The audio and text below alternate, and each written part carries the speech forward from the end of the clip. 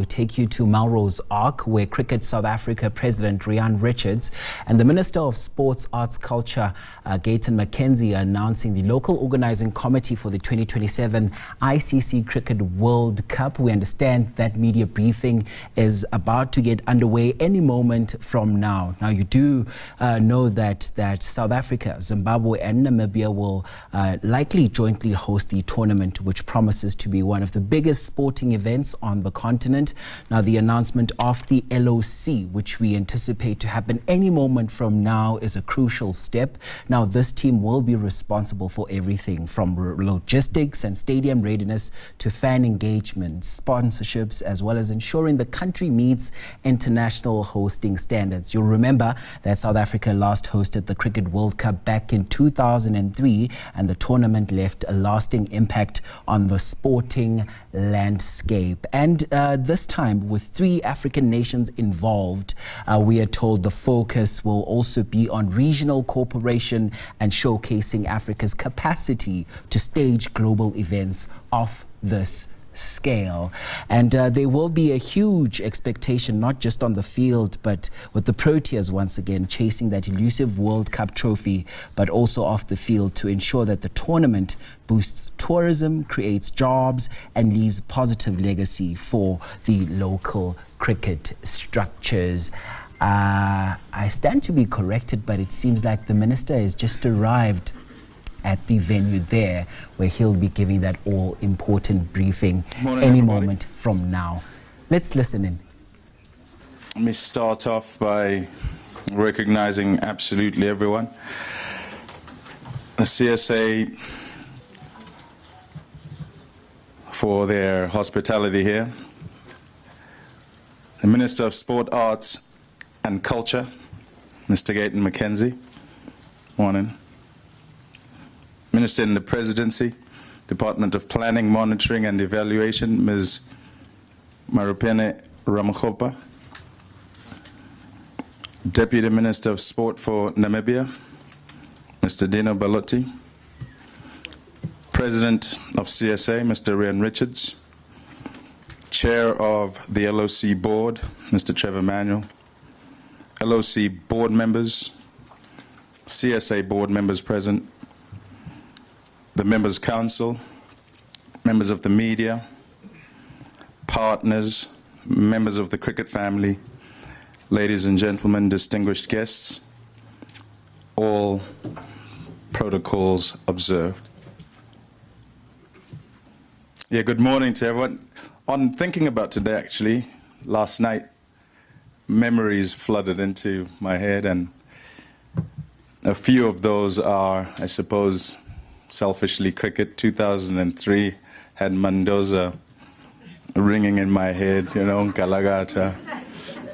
It's selfish, I know, because it's just cricket. But then further reflection kind of goes to the fly past in 1995 at Ellis Park.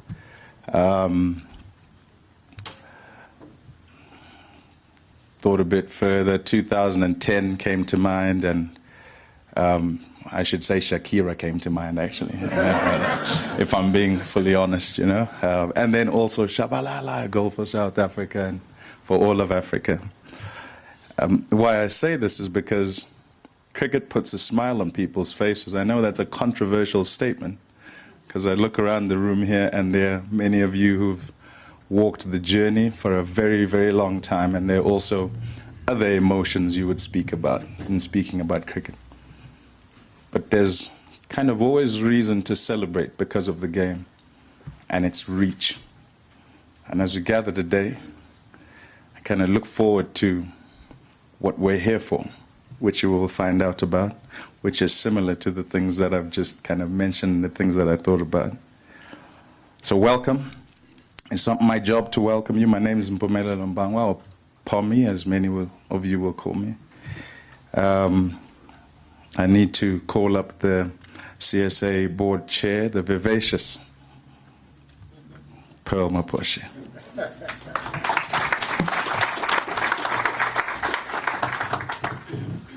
Wow, I've never been introduced that way.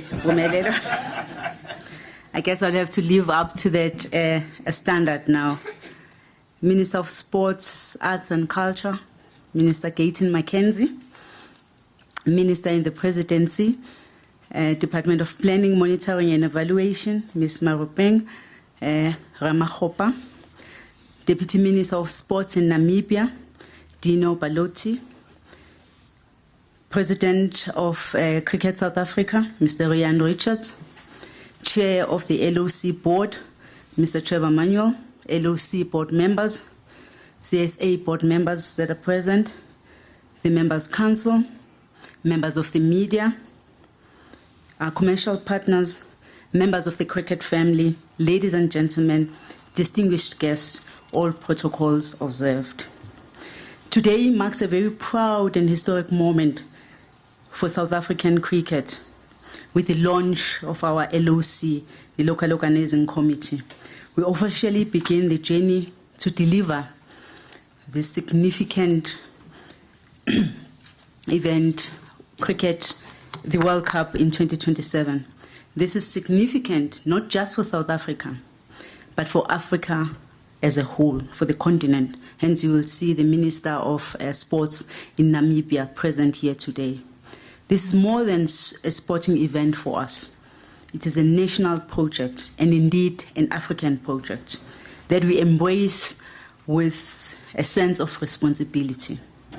It is an opportunity for us to showcase the very best of who we are as a country and of all that we have to offer as a nation. Our love for the game, our hospitality, ubuntu, our diversity, and our resilience.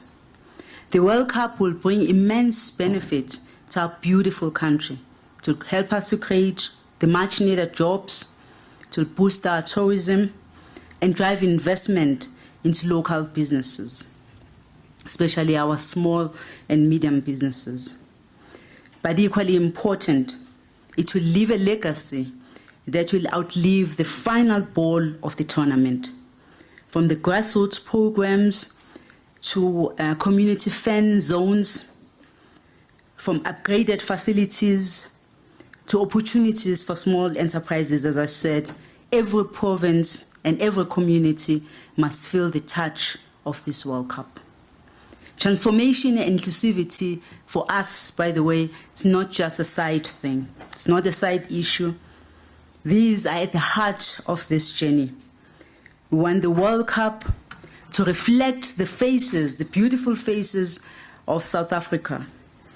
Faces that are diverse and yet united and full of possibilities.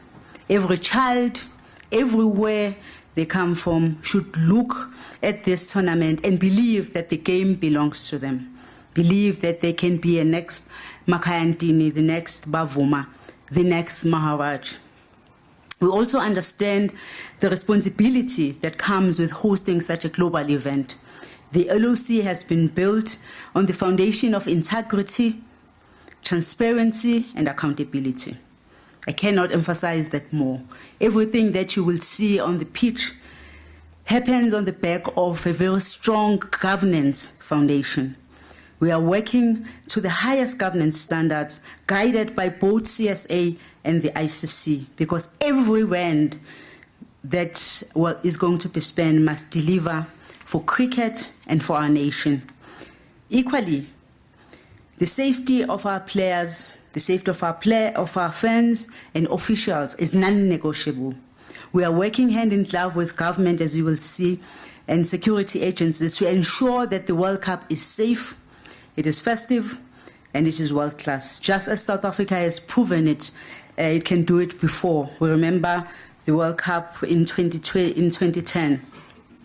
Our vision is very simple.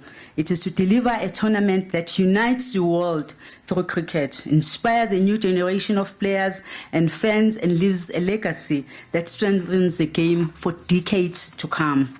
The road to 2027 begins today. Together, we are ready. As we say it in cricket, wars are now. Thank you very much.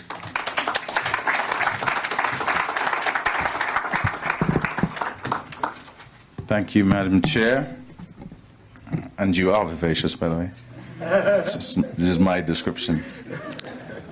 It's now time to introduce our wonderful guest speaker.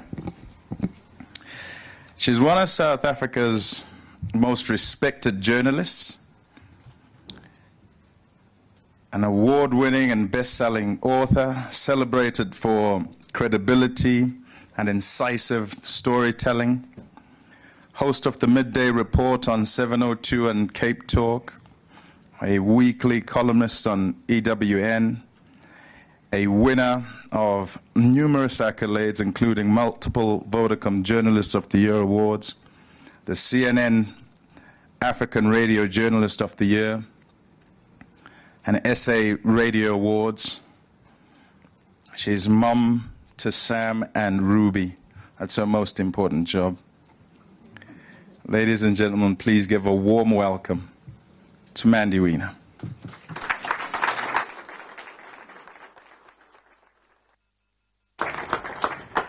Okay, those are proceedings coming out of Melrose Arc there, and this is at the launch of the local organizing committee ahead of the 2027 ICC Cricket World Cup. Now, you remember South Africa last hosted a Cricket World Cup back in 2003, and the tournament left a lasting impact on the sporting landscape. And this time, with 3 African nations involved, we are told the focus will also be on regional cooperation and showcasing Africa's capacity to stage global events of this scale. We'll take you back there as and when the Minister of Sports, Arts and Culture gets on the podium.